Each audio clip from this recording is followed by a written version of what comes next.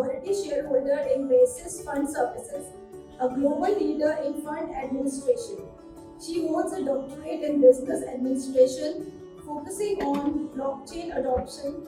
With over 25 years of work experience and as a much respected and awarded entrepreneur, Dr. Sujata has led companies that are invested into startup, fund services, fund tech, and legal tech. She is also a professor for management courses, teacher, training, entrepreneurship, and technology.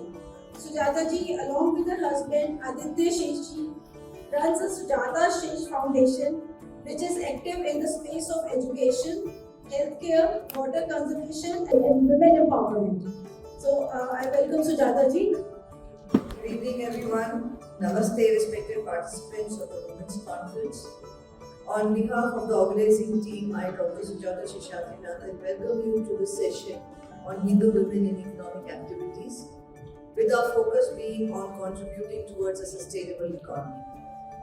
Sustainability in the Hindu context is very profound. The word Sanatana in Hindu Dharma itself means forever, perpetual, and sustaining.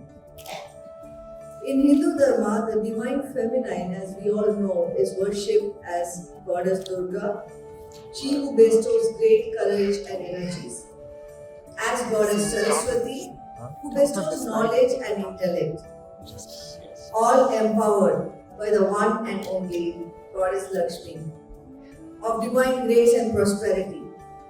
The most relevant prosperity and relevant grace that we need in today's time, Lakshmi Devi is the most relevant manifestation of Goddess in our times.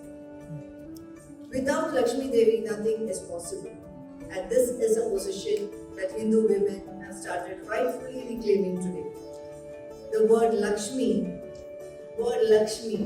means she who leads towards the Lakshya or towards one's goals. Also referred as Sri Devi, she bestows, now get the list, she bestows wealth, fortune, beauty, power, fertility, and prosperity. Anything left? Is that not verily the goal of any effort we make in life? The Devi Suktam celebrates Devi as the one who creates all matters and consciousness, the eternal and infinite. And this is the position Hindu women are accorded in our society. We are this in our society.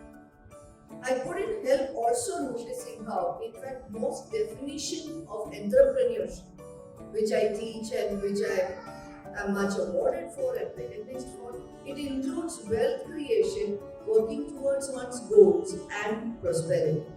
Each one of this is associated with the Devi or the Sri Rupa in our Vedas. There is considerable evidence right from the earliest Vedic period into the golden period of Indian history. In fact, right into almost forever, Bharat Hindu women have had an equal standing in the society and its function. Revered by the Vedas as such, history also records us as being so powerful. In all our history and all my reading of history, there is one episode that resonates very deeply with me.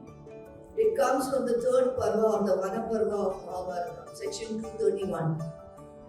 Draupadi-Satyabhama Samvad. Now this is one discussion that has been recorded by Veda Vyasa himself. It is not folklore, not added on later. Here, Satyabhama is not just the most beautiful of Krishna's wives, but also probably the most powerful. She is asking Draupadi exactly what do you do as a woman to keep your men, your 5 husbands in control? How is it controlled? Draupadi's answers are a study in family and kingdom management, by the way. They have nothing to do with her being a woman. They are a study in family management, they are a study in how you should run a kingdom. Mostly, 2 statements that she makes, most importantly, they have always remained with me. One, I am reading this out, this is a verbatim translation. It was I alone amongst the Pandavas who knew the income and expenditure of the king and what their whole wealth was. Second, and while my husbands were engaged in the pursuit of virtue, I only supervised their treasury, inexhaustible, like the ever-filled receptacle of Varuna. This was recorded by a man, and he couldn't have recorded it if it really didn't happen. So this is what she was. She was not the enchantress wife of the five Pandavas. She was not just that. She was also additionally having a great stand in the finance and the economy of their kingdom, their huge big kingdom.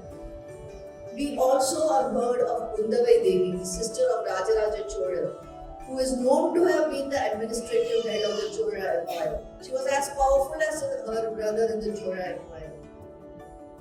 Women ran houses. We held the key to all the properties, even today.